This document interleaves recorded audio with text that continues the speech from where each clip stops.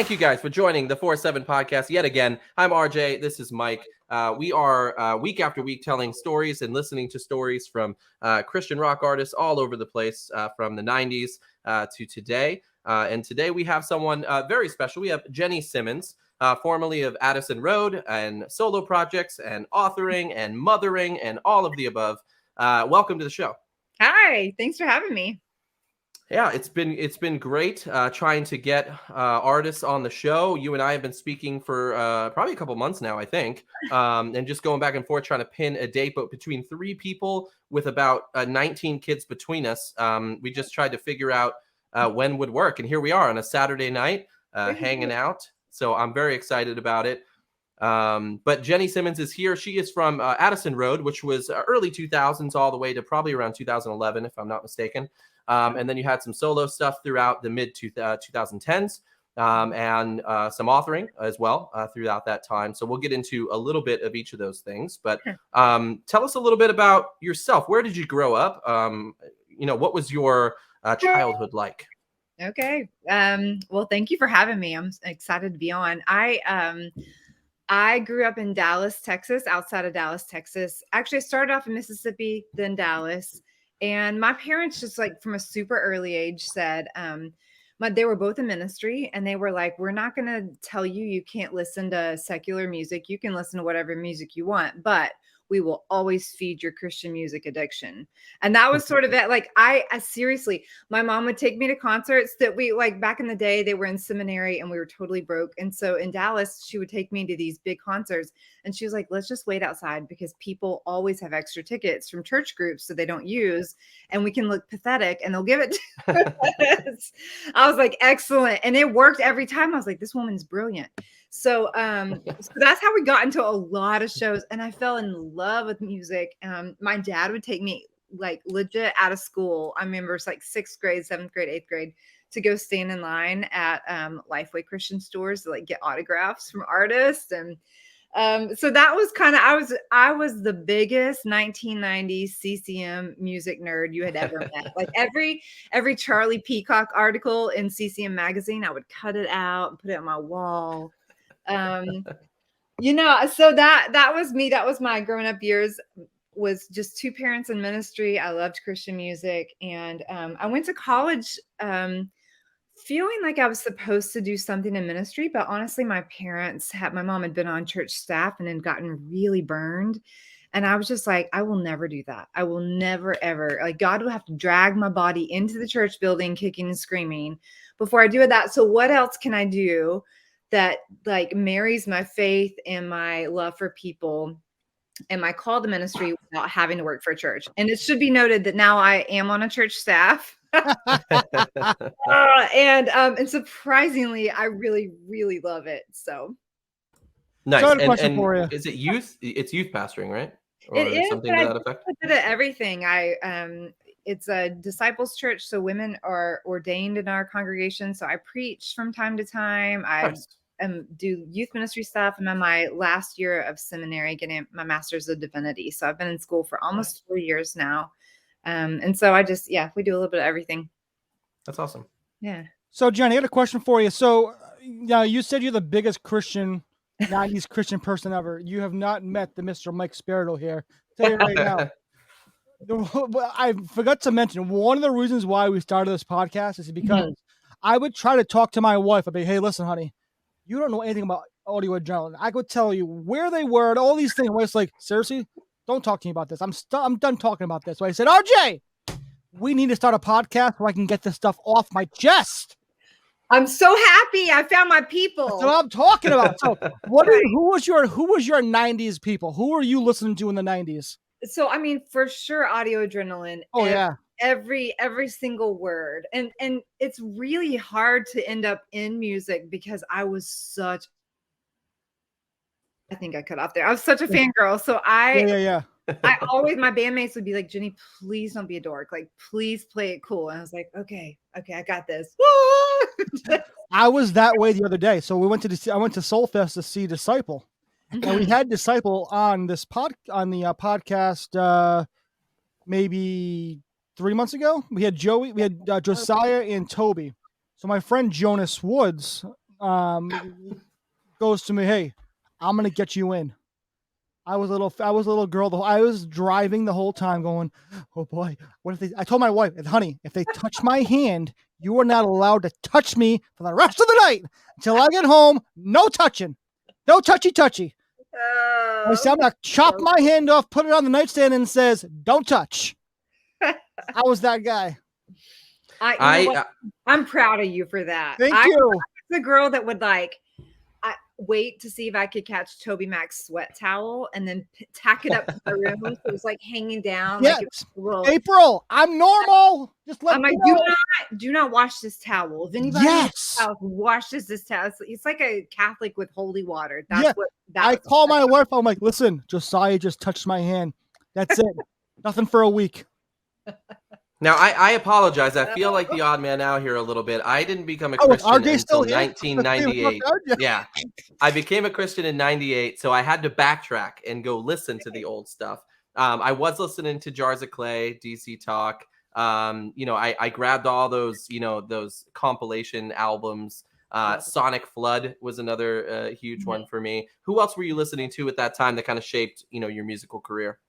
So I think honestly, it goes back way before that. So my parents were like true hippies my mom got like radically saved when she was literally had smoked a joint and was high as a kite and accidentally ended up at a football stadium where she thought the guy was, she thought it was a football game. It was actually an evangelist. And she was in drama club in high school and had just done these debates at school. And she was a really good speaker. And the guy was getting money, people were giving him money in a Chick-fil-A bucket. And she was like, "Oh, this guy's good. Like, what, why in the world are people putting money in a bucket for him?" And so she stayed seriously like high and ended up having this like radical experience, like hearing God's voice for the first time. She was just from the most like irreligious place you could possibly imagine. So all that to say, they get saved, married like 6 months later. They're like both 19, 20 years old, get pregnant with me and go start listening to Christian music and go out to the mission field. And so when I was little, I mean, probably before I was even born, it was all records. And so it was second chapter of Acts and all the early day Amy Grant stuff and Larry Norman and old school Sandy Patty. Imperials? The Imperials. Oh, I'm feeling it. I'm telling you right now. My mom and dad grew up in the Imperials. Oh my word. I was listening to them the other day. I was like, it's so good. I tell my mom and dad, "Listen, when you die, I don't care what I get, but give me the records. I want your records. Like, for the love, do not get rid of your 1970s, 1980s Christian albums." So I listen to that. I still, like, before I go to preach or before I have a big moment, I will put on Amy Grant's, her very Age to Age album. Like, I listen to that regularly. I still listen to this day regularly to a Twyla Paris song called "The Warrior is a Child," Amy Grant, "Doubly Good to You," Rich Mullins. I mean, he's fast forward to the 90s, but I listen to the same Rich Mullins song every single Sunday morning before I go to worship. And I have for decades. So this is the music that shaped me and gave me life. Rich Mullins was a Winds in Heaven, Stuff on Earth. That literally is probably one of the best albums ever in Christian music. Yeah, I would absolutely agree with that. Like his voice, he was kind of like a Michael W. Smith. He wrote everything. Yeah. And his lyrics, but he actually wrote his lyrics, which was different than Michael W. Smith. Michael W. Smith actually had like Wes King write a lot of his early lyrics on his first few albums. But Rich Mullins was probably he is the legend. Like that album, right? Winds of Heaven, Stuff on Earth. Amazing. Yeah. Absolutely amazing. Agreed. And I think from him, I'm grateful for guys like him, women like him that were so honest, because we live in this culture right now where you have all these people like Jen Hatmaker and Glennon Melton and all big voices that are big bloggers and they're being authentic and vulnerable. Yeah. Rich Mullins was being authentic and vulnerable before it was cool, before it was socially acceptable, before it was easy. Like this man was bearing his scars for us to learn from, and to realize that the song that I listen to every Sunday morning is The Love of God, the Reckless Raging Fury. That song wrecks me still. Like, I am almost 41 years old. I have been listening to it since I was probably 14 or 15. And it doesn't get old, because it's this guy saying, like, I am a disaster sometimes, and I need this reckless raging fury, and it saves me. And it's just something about his honesty. You know what I like about the old school artists? They didn't hide behind the words him, he. Like, they said Jesus. They said God. They weren't trying to be socially acceptable, and they weren't trying to hide. But I went to a concert. I'm not going to name the band, but I went to a concert one time, and they kept saying, "We believe in something more. We believe in a higher power." When I was so frustrated, I was literally at the back of the room, and I yelled out, "Just say Jesus!"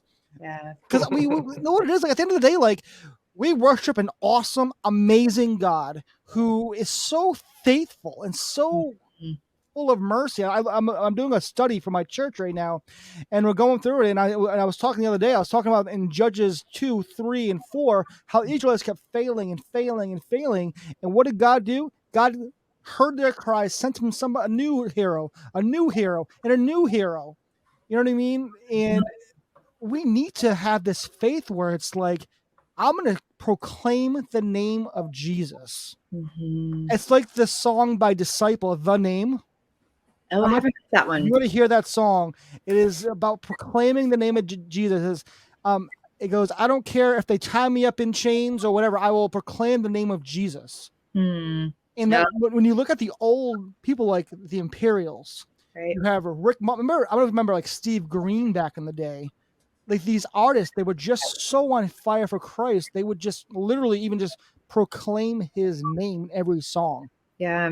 And those old songs too, really, they taught me scripture. Yes. And I was really blessed to have a mom and dad. My mom, especially. My mom, like, once she was in, and she fell in love with God, and she loved the Bible. Like, she loved the history of it. She made, this woman through seminary, she had 3 kids. And some of my earliest memories are just mom, like, handing us a Bible in the car and being like, okay, quiz me on it. I've got to know all of John 1. What is it? In the beginning was the Word, and the Word was God. And she just constantly quoted scripture to us over and over again. She loved it. And then these songs back in the 80s and 90s, 70s would teach you scripture. Like Nicole Nordeman's first album, you listen to some of those songs and you're like, oh, I know the story of Nicodemus because I listened to a Nicole Nordeman song. Yeah. And I loved their ability to do that and do it in a way where it was still good. It was really good music, but it also told you the story of your faith. You know what it is now? We were talking about, RJ and I have had this conversation many times, and a lot of bands the difference between 90s bands and the 2010, 20 bands, what I'm finding is not all, but a lot. Music, they're starting to make the switch. Music, then ministry, where before it was ministry, then music.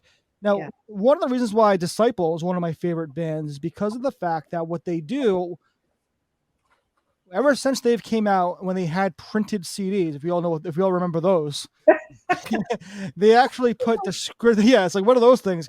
They would put the scripture of why they wrote the song. Like the song "Game On" is about King David. You know what I mean? How many times do you hear bands nowadays literally preach from this? Like, Third Day said once in a concert, I know you guys came to see a rock concert, but you're here to see a church service as well. Yeah. So we talked a little bit about you growing up in the faith and kind of being introduced to that basically at birth. But you also talked about how God, spoke to your mother. Similarly for me, I was actually, I became a Christian or walked into a church during a game of Manhunt. And so God reaches us at some of the weirdest times.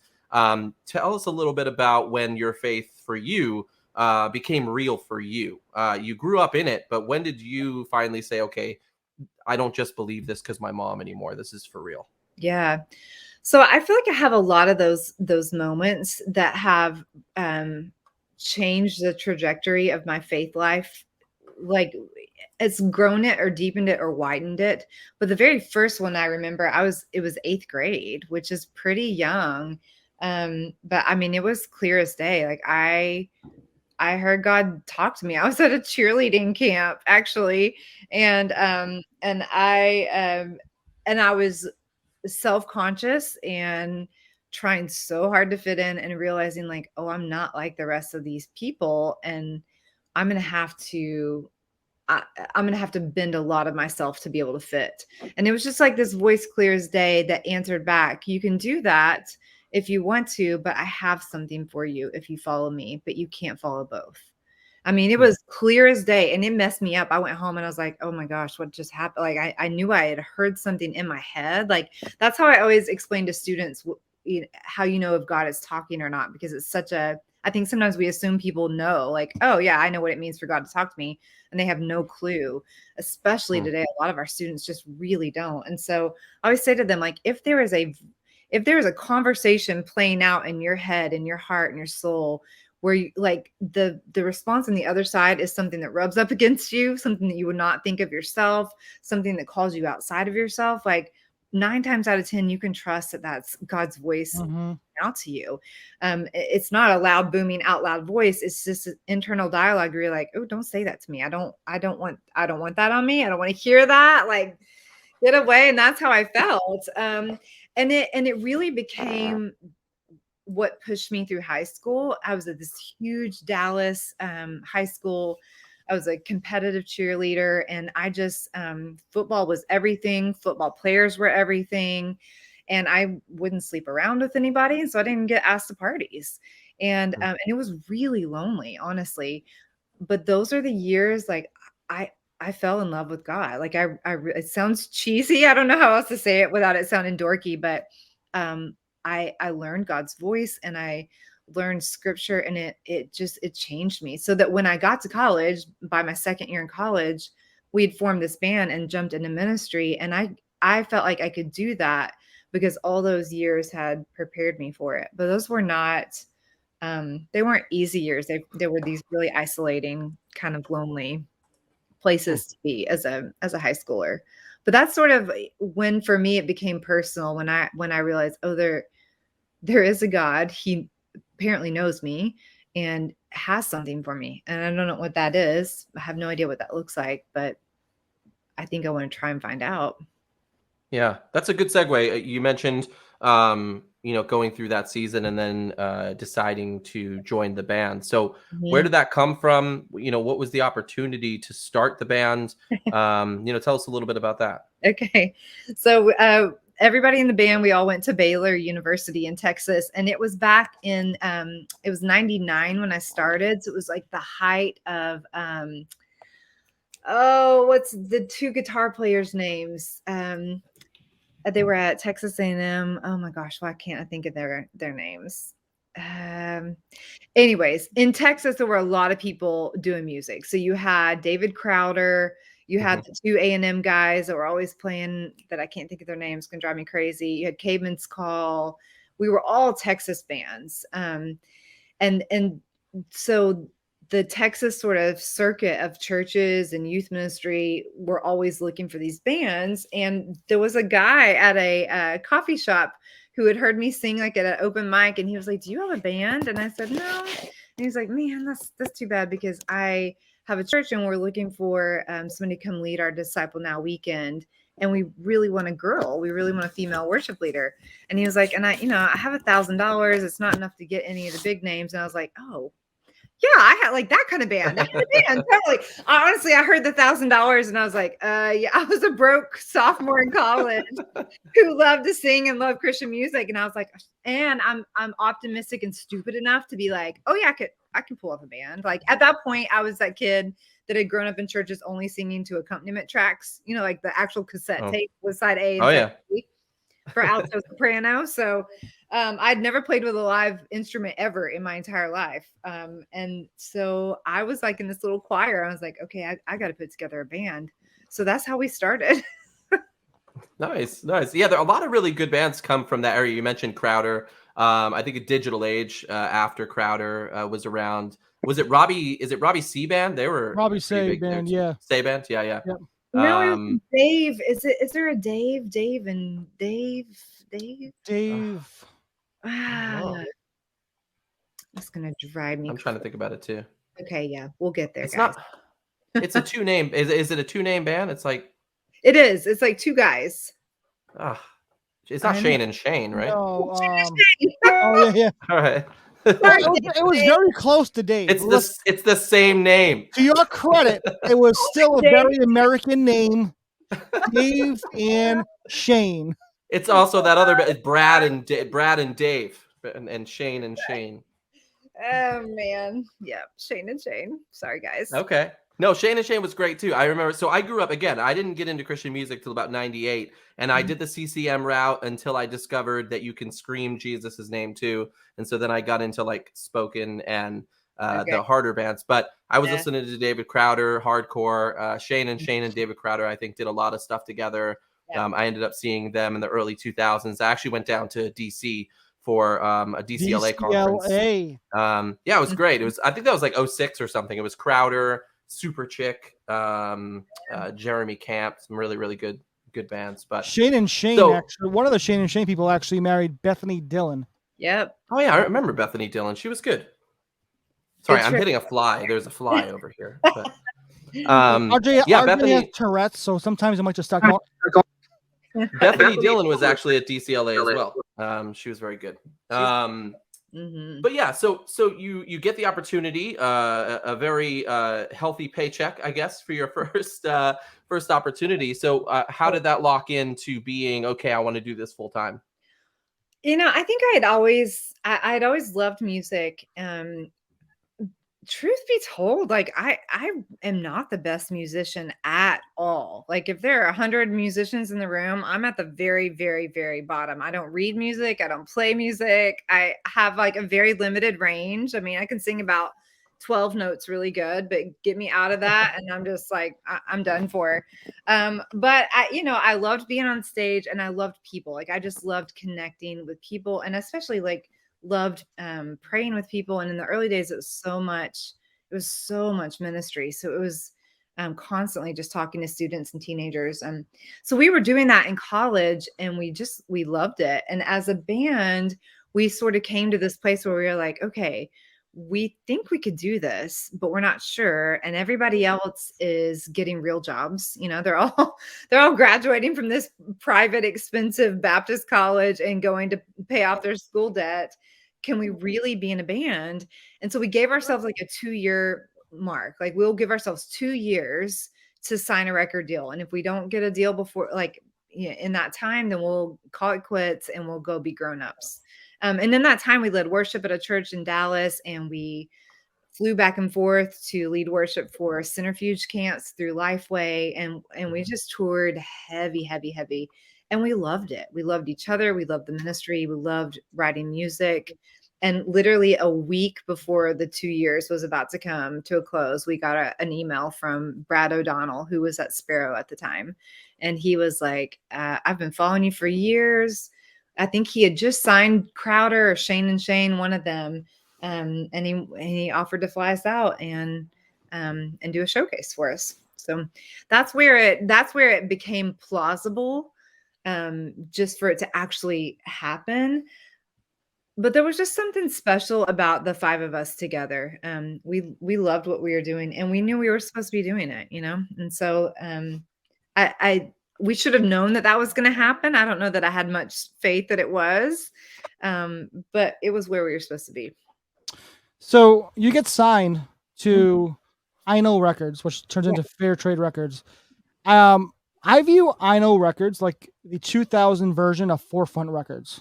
Okay. And what I mean by that is, in the 90s, you had Forefront Records. You had a lot of big artists. They had Audio Journal, and they had Rebecca St. James. They had Skillet. They had Bleach. The DC Talk, and all the DC Talk, independent solo albums. Right. But then you had I Know Records, which had Disciple. They had you guys. They had Todd Agnew. They had Anthony Evans. They had Flyleaf. They had Gateway Worship. Mark Harris. Like that's so many. The Jonas Brothers later on. They were on there.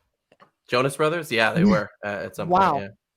But learn something every day. But did you realize how awesome it was? The position God was putting you in, like that label was huge. Yeah, it was huge. Yeah, I think we did. And sadly, like our band story ended in such, we not in bad relationships. We love each other. We just had blow after blow after blow. And I remember back in those days, people saying, it was actually twofold. People would either be like, oh, maybe God wants you to do something else, so he's trying to give you a sign to get out. But more than that, people were like, your ministry is powerful and effective, and it's trying to be shut down over and over again. And so I did carry that sense with us, that it was right before we signed, we had been out on this tour with this organization called Planet Wisdom, and there was these big student conferences for like 1,000, 1,500 kids. And the band before us had been Mercy Me, and Mercy Me went on to sign with INO. And so Bart and some of those guys were real big advocates of the band. And as it was coming to pass, yeah, I was like, oh my gosh, we're in this place with these people that I have. For me, it was always so different than just like getting a record deal, or like I love that we're having this conversation, Michael, especially you, knowing that you grew up with this like deep attachment to this music. This music saved me. I mean, music meets people in places that nothing else can. Like no pastor can go sit with you in the closet while you're having to come apart, or at your husband and wife's bedside while they're dying, or whatever it is. Like people that would come up to me and say, I listened during music while I was getting mammograms, while I was getting MRIs, why my husband wanted to hear this, what do I know of holy, as he was dying. Like music goes in places that no other human can. And I had known that, and like I had loved that, and it had just saved my soul and helped me know God and believe and just have hope in some really dark times in my life. And so when I got to be in those same shoes, it felt for me, it felt like this holy responsibility. Like, oh my gosh, I get to put these songs out there that I won't ever know the ways they show up in people's lives. But here I am, 41 years old, and I still sing Amy Grant from 1980, So. Yep, Mike, I think you're muted. So I do have a question for you, because like I love what you said. Like you feel it's almost like you're saying, correct me if I'm wrong here, I don't want to put words in your mouth, but you actually feel the responsibility of what your mission as an artist is. Because a lot of times, like I really feel when artists understand that what they write is so important. Yes, it's about you and how you're going through life, but people are actually going to read these lyrics, and they're going to connect with these lyrics. I remember my mom passed away a year ago in June, and she was an amazing woman of God. She had a kingdom mindset. What I mean by that is when she was here on earth, she wasn't thinking about being here on earth. She was thinking, who can I take with me to heaven? Yeah. On her deathbed, a week before she died, she was witnessing to her nurse who came to church the next week. Wow. You know what I mean? She wasn't scared of dying at all. I remember when she was dying, and there was a song by Skillet called Not Gonna Die. It says, I'm not gonna die. I'm not gonna die tonight. We're gonna stand and live forever. And it may not have nothing to do with my mom dying, but I remember crying on the riding lawnmower. All my neighbors are watching. Now I'm just going. You are sensitive. Oh my God. See, RJ, I am sensitive. But I remember like lyrics have such a strong impact. And like some of my favorite bands, the reason I love them has nothing to do with their music. It is everything to do with their lyrics and how they always point you to Jesus. Like no matter what you're going through in life, I feel like an artist is their responsibility is to be real with you, but at the same time to point you back to Jesus. Yeah, I completely agree. And I think I would be the first. I could give you a rap sheet of things that are wrong with our industry. Sure. That are gross and dirty, that make you feel like you are selling God or so, like I have lots of issues. But I will also say, just our record, our A&R guy at I Know, his name is James Ruger, and he's signed so many good bands and so many good albums. And I remember early on him saying, you need to write a song that an 80-year-old can hear and an 8-year-old can hear, and they all Amen to that. Amen to that. Yeah. And at first, I think when you're young and you're arrogant, you hear that and you're like, no, my art is so special. Like, I'm not going to write something that some 80-year-old dude could like and an 8-year-old could like. And I think maybe some people interpret that as like you're trying to water it down, or you're trying to they're wanting you to be something you're not, so that everybody can hear your music. And I'm like, right. So everybody can hear your music. Mm-hmm. Many of us are getting rich, but because if you carry with you this idea that your words have power, they have the power to send somebody in depression or into a rage or into a sexual fling or into the arms of God for comfort and wisdom. Like, words have power. Oh yeah. They are written or spoken or sung. And so, yeah, for me, it was always like when he said that, I think initially I probably pushed back, like, oh, no, we write music for this demographic, for these people. And then I started realizing, no, like, what's the harder to do? To write a song for this tiny demographic, or to think, how can I say this thing that I want to say in a way that this person can hear it and that person can hear it and an 80-year-old can hear it and an 8-year-old can hear it, and they can all draw something from it. And for me, that became actually really important, to put my own artistry down in order to write something that was accessible to more people. I kind of want to take it to another level, and I literally, this verse literally just came to my mind, and I think as an artist, you have such a responsibility because you're ministering to people through your words, through your actions. I keep thinking of the verse in Matthew. It says, what's in the heart comes out of the mouth. Yeah. And I realize, I'm just thinking, that verse it's an important verse in general. Mm-hmm. But to me, that verse must speak volumes in the Christian music industry, because what you're writing is really telling of what's in your heart. Yeah. And as I'm not saying that artists have to be fake, but there's something you said about being real, but at the same time, I don't know, I'm trying to think of a way that's like, yes, you're being real, but you also have to be writing. It's just transparent, I guess, right, is the word here. Yeah. I love how you. Oh, yeah. No, go ahead, RJ. No, it's okay. I don't want to interrupt the flow. What do you? Well, I was just thinking, like for us as parents, right? Like, I think what you're saying reminds me of the fact that, like, we want to be truthful with our kids, yes, and transparent with our kids, and yet we also can't just give it to them like they're adults. Like the yes, we tell you something or use something, I can't give it to my 5-year-old in the same way. I have to give it to her in a way that she can hear, and that doesn't take away my privileges or freedoms as an adult, because I can still communicate that to you in a different way.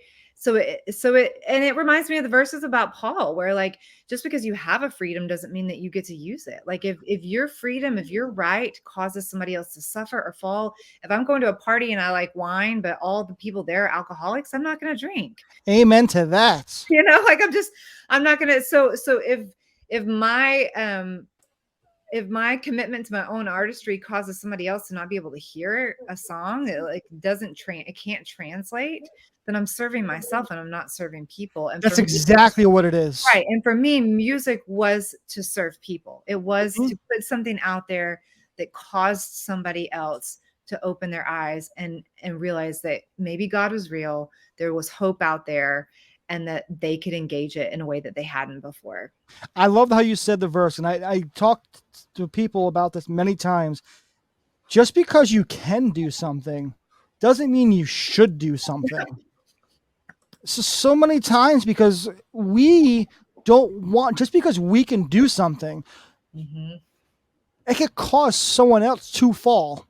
Perfect example. I remember when we were in our immature 20s. I'm a guy, so we mature much later than a woman, you know. Anyway, we all went out to Uno's restaurant, and there's one guy who was a recovering drink alcoholic. And I go, we should not be drinking in front of this kid. He's like, oh no, I'm good.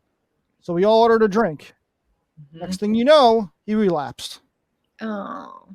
You know, and we say to ourselves, and now you're looking back, you're like, just because we as people can have the liberty to do something doesn't mean we should at that moment. Right. Yeah. I mean, and that's what we're all living right now with the masks and COVID and vaccines. And, you know, our church is just like every other church going through the mask debate. But, you know, we had some of our adult leaders didn't want to wear their masks anymore. And our response was like, these kids still have to wear it. Like they don't have an option right now. Like they're all having to wear these things. And so do we have to? No. Are we going to get it? You know, well, now it's all different. Who knows if we'll get it? Yeah. You know, 3-4 months ago, we were under the impression that once you got this vaccine that you were okay, you know? And so it was like, oh yeah, we don't have to do that anymore.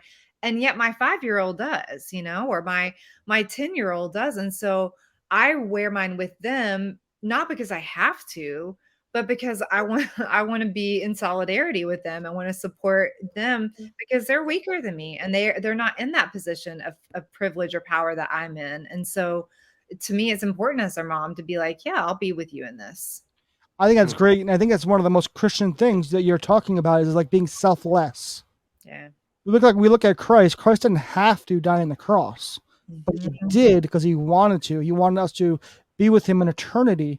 That was probably the most selfless act. And I love when I hear Christians say, you know, so I don't have to do this, but I want to do this for such and such reasons. Yeah. You know, and when you have that solidarity, or you have that selfless attitude, that speaks, that those actions right there speak volumes. I love it. I appreciate you sharing that. Yeah, thank you.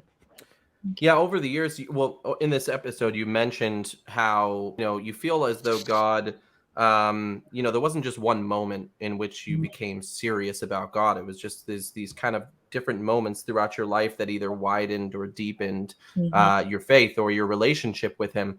For me, you know, very similarly, I really like that you said that because, yeah, there was the time that I became a Christian in 1998, you know, listening to 90s Christian music, you know, at a youth conference or whatever. But then there was, you know, 2004, 2005 when I'm getting into ministry and doing music myself.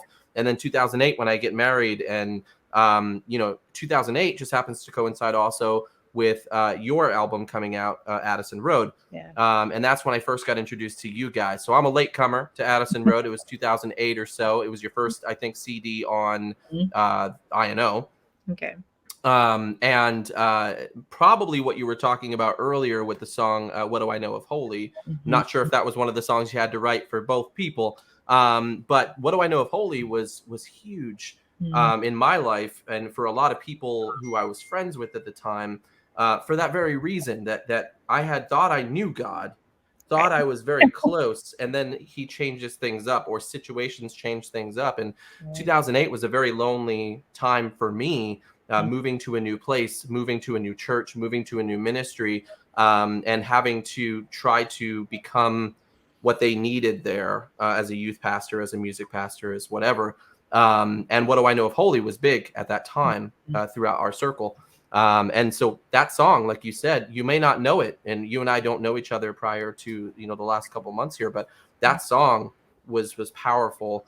Many times of listening to that song in a car on the way to church or on the way back from church, or when youth group had 2 kids show up one week and 40 the next, and, you know, 4 the next. And so just hearing, you know, those lyrics. So that's how I got introduced to Addison Road. And I can tell you, in the small area of southern or central Massachusetts, you know, you reached quite a few people with those lyrics. You know, tell us a little bit about, you guys have been together, I think, at that point, almost 8 years, probably, or 7 years or something like that. And now you have this album come out on INO. It's in the Billboard 200. You've got a number of great songs off of that with All That Matters, Hope Now, I like This Could Be Our Day. We were just listening to that on the way back from, we went to Mystic Village in Connecticut today. And so we were listening to This Could Be Our Day on the way home. And you had 2 singles off of that. They were the 9th and 15th most played songs for 2008 on contemporary Christian music. So just a lot of really cool stuff happening, seemingly over 6-7 years of hard work. How did you feel during that time? What was the atmosphere in the band like during that time? Oh gosh, it was, I mean, we were living a dream, we were doing what we love to do. And we were really, for that album in particular, when we signed the record deal, we signed with the publishing house at the same time. And part of the agreement was that we would spend a year in co-writing sessions through the publishing house. And we had this guy named Mark Nicholas. He was our publisher all throughout our years. He was a big publisher for a lot of people. And he really pushed us hard. I mean, we wrote 100 songs for that album, and then we ended up just putting out 10. But he pushed us theologically. He pushed us interpersonally. He was like a therapist. I mean, I think we actually went to group therapy at that point as a band. There's a therapist here in Nashville, a place called Porter's Call. I don't know if that's ever come up in any of your conversations before, but the guy that used to run it started, his name is Al Andrews. He's a saint. He is beloved by Christian musicians all over because he saved all of us.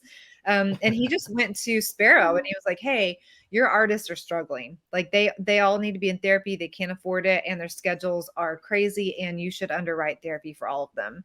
And they did it. And he kept getting, awesome. The record labels began to underwrite Porter's Call. And so I guarantee you ask anybody that's been here in Nashville and they've seen Al Andrews. And that was part of our songwriting, was to go have sessions with him and to go. And so we were growing. We were having our butts kicked a little bit by it being in this town and being with such amazing. I mean, you talk about being a fan and then walking in and them saying, hey, today your co-writes with Cindy Morgan first. And then in the afternoon, you're going to be with Steve Mason and Dan Hasseltine. And I'm like, oh my gosh. Okay. Nice. Yes. Have you ever had a moment where you were starstruck? Absolutely. So, yes. When we were recording that album, that first album, just the self-titled Addison Road, our producer, Chris Stevens, knew I was like your die-hard DC Talk girl. It's so embarrassing. And so he arranged for for Toby to come to the studio without me knowing. Oh my gosh. In the house. Nice. And so I'm back in the sound room, like this, the vocal room. And there's no windows or anything in there like a normal studio, because it's like you're in different bedrooms. And all of a sudden in my ears, I hear this voice and I was like, oh my gosh. And he's like, yo, I hear you're a big fan. And I was like, oh. And I would have peed my pants literally at that moment. Not to be gross, but let's just be honest. He starts rapping and then stops and lets me like fill in the blanks. And I just, oh my. So I didn't live that one down. I was pretty, yeah. So I was starstruck by him. I was Stephen Curtis Chapman is like my, besides Rich Mullins, like his lyrics probably spoke to me the most and moved me the most. And so he's always been the one for me that I'm like, I really can't talk to you. Like I'd rather not. Let's just keep it this way, please. I don't want to know you. I don't want to be introduced. His story is amazing. What happened with his daughter and his son, and how the way he handled that with his son, at least in the public eye, was I imagine your son accidentally killing your daughter.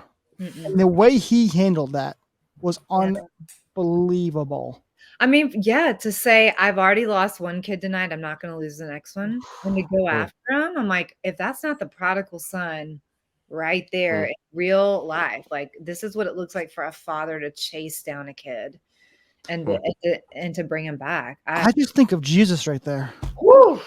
I just think of Jesus and his love for us right there. Yep. Like I think of the sheep. Yeah. Like to go find the one lost one. Yes. Yeah. Find that one lost sheep.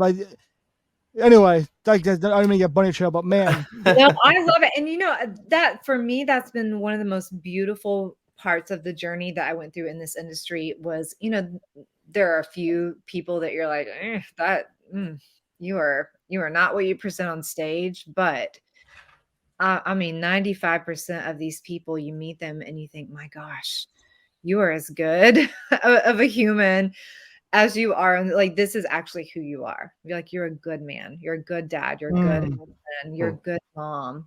I remember one of my first shows with my daughter, I was at this huge outdoor amphitheater in Houston, and it was Natalie Grant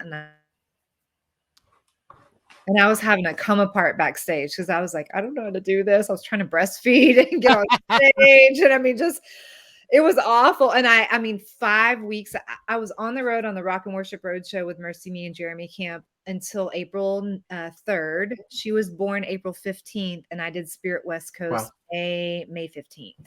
So I was home 5 weeks after a C-section and then got on a plane with a baby. Wait, after a C-section? Yeah. That is nuts. But I only say this. My wife had 2 C-sections. I know how painful and debilitating they can be. It was awful. And I think that's the part that that people don't realize for female lead singers. Once there was so much pressure for me because I was like, as long as I'm out, I'm putting like 15 people out of work. And so the pressure, not by maybe other people, but for myself to get and keep going, because I knew the cost it was taking. And so I just put her on a plane and went, and it kicked my butt. I mean, it was so hard. And it was, as she got older, I loved it because she got to see all over the country and meet the most amazing, kindest people. But initially it was so hard. And Natalie found me in my green room, like bawling. And she was like, she looked at me and she like literally put her hands on my shoulders and she said, "Did God call you to be a mother?" And I said, "Yep." And she said, "Did God call you to get on that stage and open your voice?" And I said, "Yes." And she said, "God does not contradict himself. So God," amen to that. She said, "So God will give you what you need to live out both, because if he's called you to both, he will prepare a way for you to do both." And she was like, "You remember that he does not contradict himself. And so there will be a way." And I just, that's amazing. oh, so good. Like God used her at that exact moment to say exactly what he wanted you to hear. Yep. Holy crap. Yes, exactly. And that's the beauty for me of this industry is like, these people they actually believe what they get up there and sing and say for the most part. I can't say that, for every single person, but gosh, they're just good. So it still gives me chills hearing stories like this. Like I love when I hear Christian artists talk about their faith. This is why we started this podcast. I love talking about faith. I love talking about all the history of music and all the history of everything. I love hearing people pour out their faith and talk about how good God is and what he's done in their life. Because in a world that we live in today where everything is so negative, everything is so political, we've always needed Christ. We've always have. But there are times you say to yourself, now there's sometimes we say to ourselves, if we ever needed God, it'd be right now. Now we always need God, but you know what I mean? Like this crazy world we live in, it's so refreshing to hear people just say, I love God and God's done amazing works in my life. Yeah.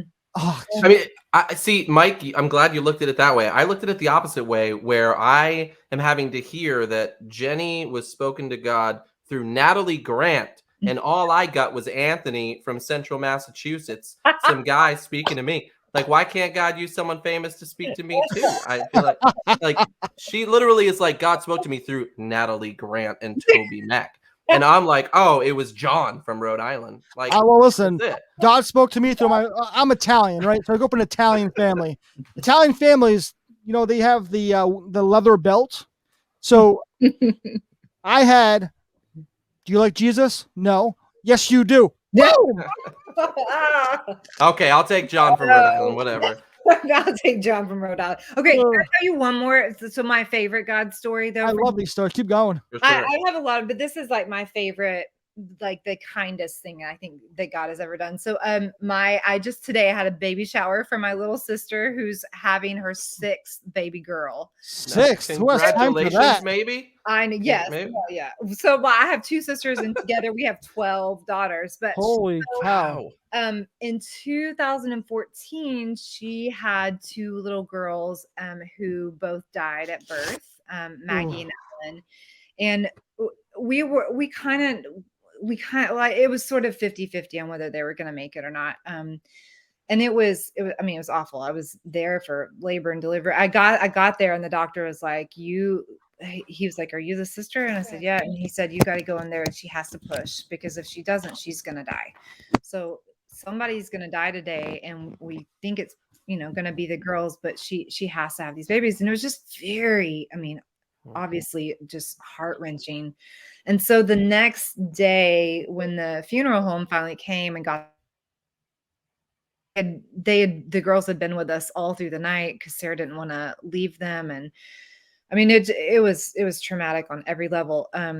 She finally started kind of having a little bit of a meltdown, and we were trying to plan the funeral for the girls.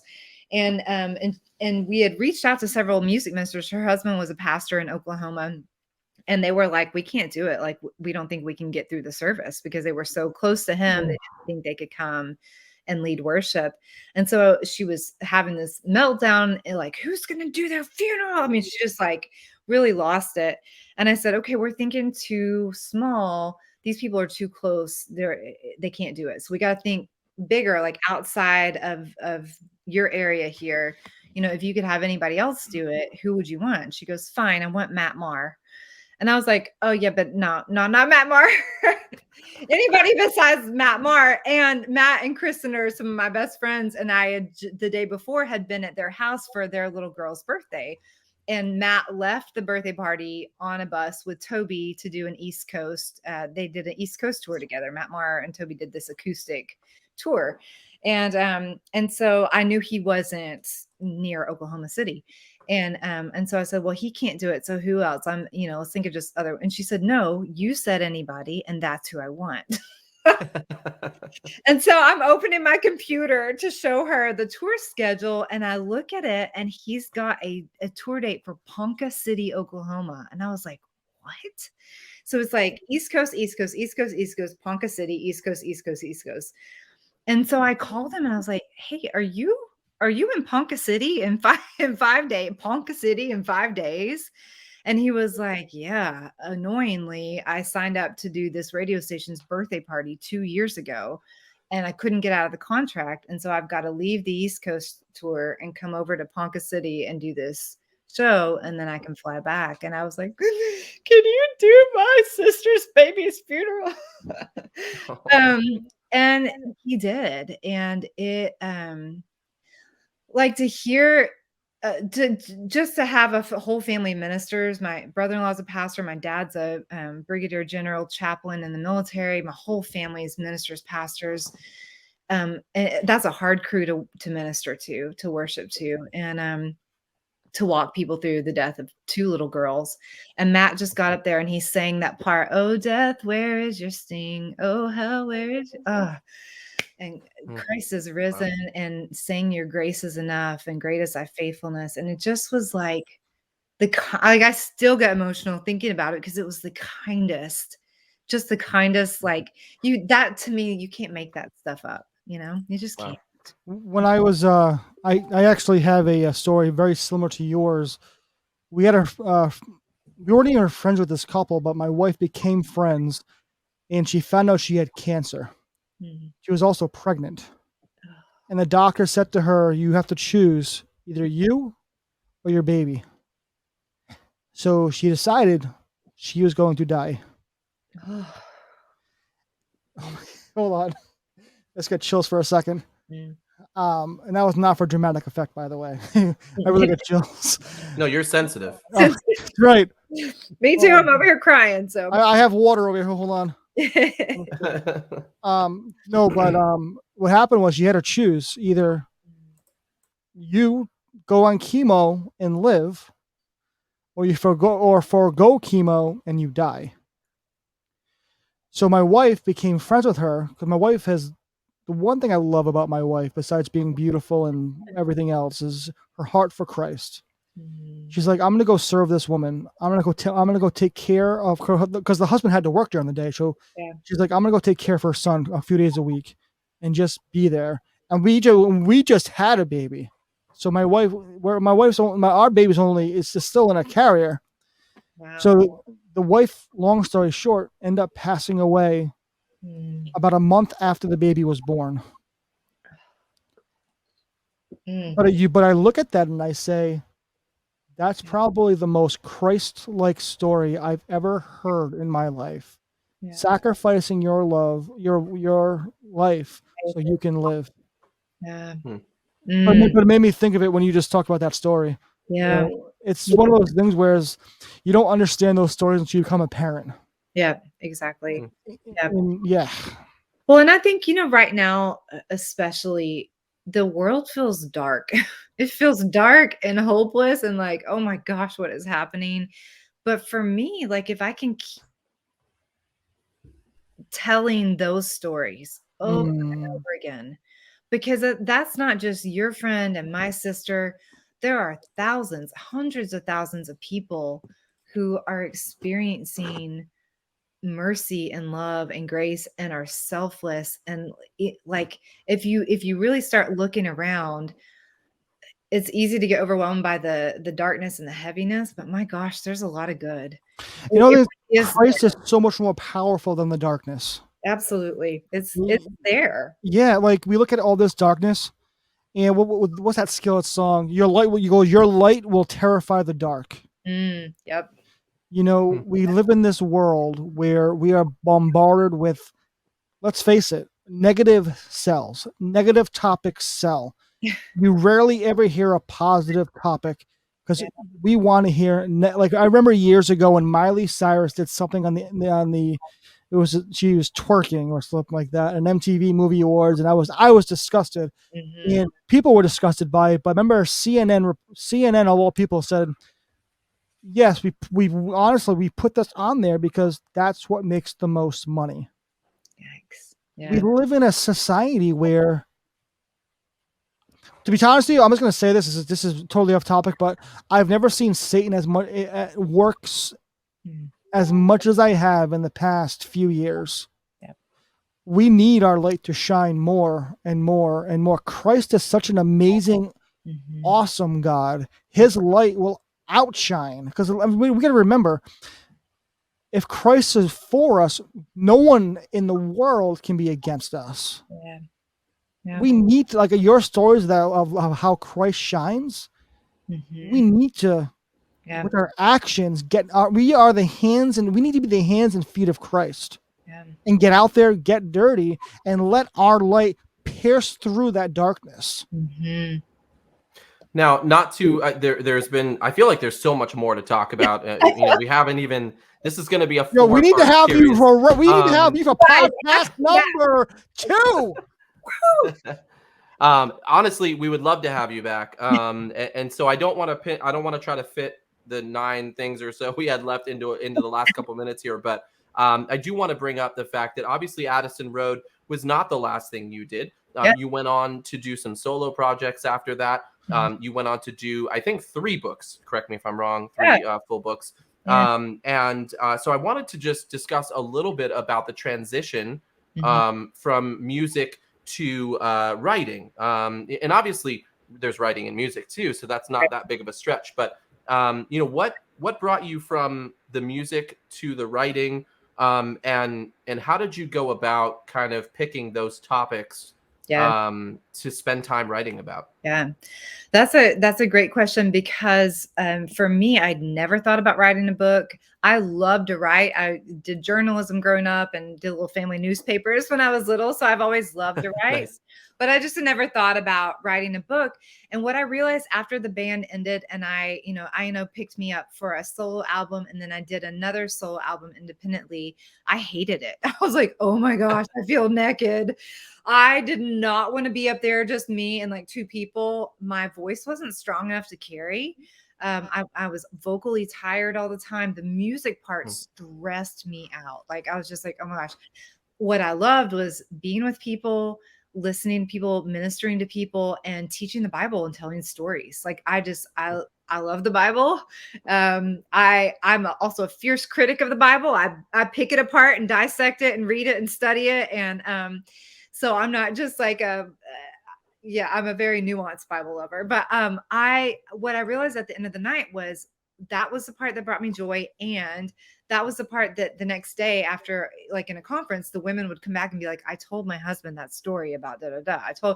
It wasn't like the music. I mean, it was, but they were like, that one story you told. And enough people started saying, you got to write that in a book. You have to write that in the book. And I was, the end of Addison Road was for me a spiritual journey I did not anticipate. It ended so painfully, like just the blows that we took as a band, that I felt utterly disoriented. I mean, it was very bizarre to have songs that were like a number one hit on radio, or we were getting airplay every single week on heavy rotation, and knowing that behind the scenes we were bankrupt, that the IRS had seized our bank account because we were so far behind on tax payments that we had lost everything. We could not keep our head above water. That was and then to wake up one day and be like, wait a minute, I've been this thing for 11 years now. Now what am I? Like, what do I do? Where do I go? I did not have any answers. And so I lived that out on stage, for better or worse. I would sort of process and be like, I trust God. I know God is faithful. I know God. My favorite scripture of all Bible is Isaiah 43. I love the whole passage, but it says, fear not, I'm the Lord your God, the Holy One of Israel. I've called you by name and you are mine. So when you walk through the waters, they will not sweep over you. You won't drown. When you go through the fires, they won't burn you up. And then he goes on to say, I'm doing a new thing. Do not perceive it. I'm making a way in the wasteland and bringing streams into the desert. And so I knew, like in my deepest soul, like God shows up in deserts and brings streams, but I don't want a freaking stream. I want a waterfall or a river or like a clear sign. Like this whole tomorrow he'll give you what you need. I'm like, I don't want what I need tomorrow. I want all of it now. Like I need an answer and a blueprint. And I realized like, oh, faith for people that are in suffering or transition or grief or change sucks. Like all the other stuff is easy. This is hard. This is faith and I don't like it. And I started wrestling with it and speaking it out loud and realizing a lot of other people were feeling the same thing, and they needed somebody to say, hey, it's okay actually to not have it figured out. It's okay to say, I believe God, I trust God. And also I feel abandoned, because even Jesus felt abandoned, even Jesus cried out on the cross, why have you forsaken me? And so I really wanted to give a voice to that. And that's where the writing took off from. You mentioned that, you mentioned that with Addison Road, there was pretty much went through hell on earth, a lot of things. Yes. So looking back now, a lot of times hindsight's 2020. A lot of times we don't even know sometimes we don't know God's plan for years later. Yeah. And that can be kind of frustrating, because we want, like you said, our human nature's, God, I don't want to know tomorrow. I want to know right now what your plan is. Like, don't waste my time. In reality, God's never wasting our time. Our time and God's time is very, very different. Yeah. So sometimes we think God's wasting our time with these little things going on. And in reality, and if anything, he's fulfilling that time with his purpose. Yeah. So looking back at Addison Road, now that you're removed from the situation, what was your purpose in Addison? What was God's mission for you in Addison Road? I know it's kind of a deep question, but as you're talking, I've actually never asked an artist that question, but as you were talking, I was really like, I don't know. That question just came to me. It's like, what do you think your purpose was? I think my purpose, like I can't talk for the whole band, but I think my purpose was was to be real about God, to wrestle with God. I've never had a real glossy faith. Well, like I just said, and I'll say things and be like, oh gosh, I shouldn't have said that. I'm a Bible critic, but I'm a Bible critic and I'm a doubter and I'm like your Thomas or Nicodemus or whoever in the Bible. I shouldn't be as hard-headed as I am, but I am. I have a lot of questions and a lot of issues and one of the reasons I went to seminary, because I was like, dang it, I'm going to learn Greek and Hebrew because this is pissing me off to not know. I have a lot of big questions here and we're going to get to the bottom of it. And I think people needed that. I think there is always a need for a prophetic voice, and a prophetic voice calls out what it loves, so the people in the Old Testament who call out the kings in Israel, it's not because they didn't like Israel or they weren't advocates of Yahweh or they weren't lovers of it. They loved it so much they called it out and they asked people to be honest about it. And so for me, the music was a part of people's spiritual journeys, I hope. But I think what I was able to do on stage and the teaching opportunities around that, and just the opportunity to be real and transparent, I love that, was what I felt called to do. We actually had someone on recently who, this is how God works. So we started the podcast. Hey, how's it going? And he goes, I'm not a Christian anymore. So I go, all right, let's start this podcast. Let's do it. But what happened was, it was one of the most intense podcasts we've done, because he went into how his friend just killed himself and he was really questioning his faith. Yeah. And it was amazing because he might not have considered himself a Christian, but he never actually left the faith. What he was doing was seeking help and trying to find direction from what Christ wanted him to go and do. Right. And you said it at the beginning of the podcast. I think we need more Christians to be like, hey, listen, I don't have it all together. Yeah. And don't look to me for an answer. Look to Christ. Together, we should look to Christ for an answer. Yeah. Together, we're going to pray together. Together, we're going to navigate together through this world. The Christian faith was never meant to do it by yourself. Yeah, exactly. You know what I mean?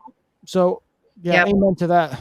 Amen to that. I just preached on that last Sunday or 2 Sundays ago, and it reminds me too of like I won't get on a tangent because I know we're out of time, but if there is a downfall to the Christian church that worries me the most, it is the idolization of people, the celebrity culture that has taken preachers and sneakers.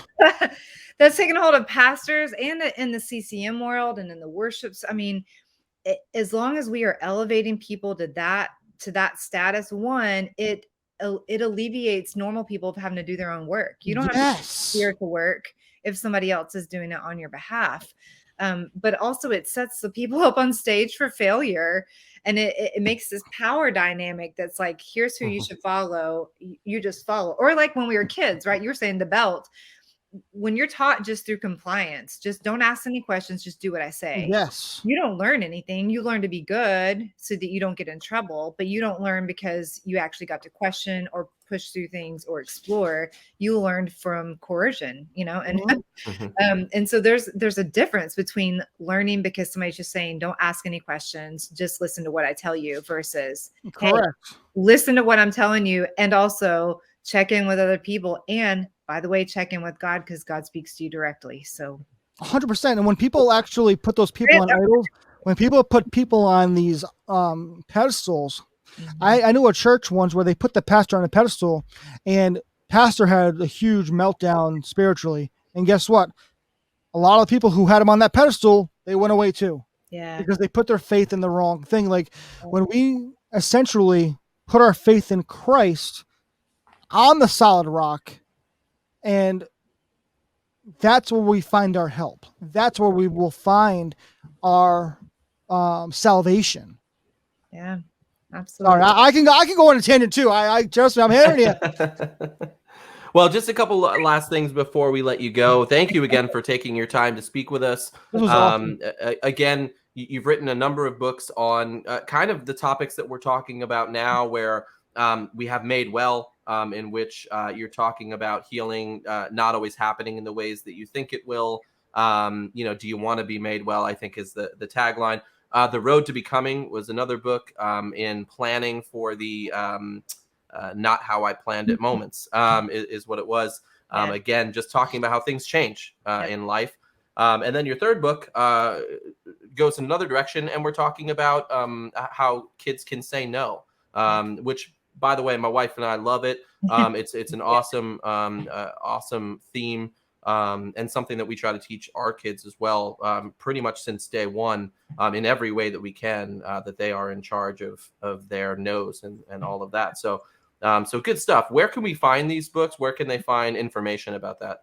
Thanks. Yeah, it's everything. All the books are on, Amazon, Barnes and Noble, wherever you get books. I have a website, jennysimmons.com. I'm mostly active on Instagram, which is just Jenny Simmons Music, which is how RJ, you and I met. Yes. Yeah. So, so those are some easy ways. And the book is actually part of a 3-part series. I'm so excited. So I'm in the middle right now of writing the second book, which will be coming out in April. So. Oh, great. Awesome. Yeah, I'm very excited about it. We kind of always end our podcast, kind of letting you just tell us what's you kind of just did there, but what's your year look like? Anything you're looking forward to? Anything you want to share about how this year's been going for you? Yeah, totally. I'm excited. I'm in my last year of seminary. Whew. So I graduate Nice. in May after this 4-year program. And my little girl, we just realized she's going to be graduating pre-K that week. So we're going to have a big graduation party. Nice. And I started into this after walking through the death of my nieces. I really fell in love with hospital hospice chaplaincy. And so I have an internship coming up through the VA as a hospital chaplain here in Nashville. And Nice. so I'm just excited to sort of, what I learned through all of my career, if I could sum it all up, it'd be this: I don't know what's going to happen next. I really don't. And I'm okay living that way now. I wasn't back then, and it took a lot to get here. But this is the most free place I've been. And it's the most beautiful place that I've been, because I find that God is a God full of surprises. And I think God writes stories that you and we're not planning, we're not thinking through it. We don't see it yet. And to me, that's exciting. So I have things coming up this year, but like, where will I be in 5 years, 10 years, 20 years? Honestly, I don't know. And I like that. I always heard that phrase: if you want to make God laugh, tell me your plans for the future. Right. Apparently he thinks I'm a comedian, so that's whatever. Right. Well, hey, thank you again for joining us. We are going to end the broadcast, so if you don't mind just staying for a few more seconds after that so we can wrap it up. But thank you guys at home for joining us. Again, we're available on YouTube, Spotify, pretty much anywhere you can get your streaming podcasts. But thank you for joining us again. Jenny Simmons, formerly of Addison Road, author, musician, mother, and many other things. Yes, it was a great time. But thank you again for joining us. Have a great night, guys. Thanks, you guys.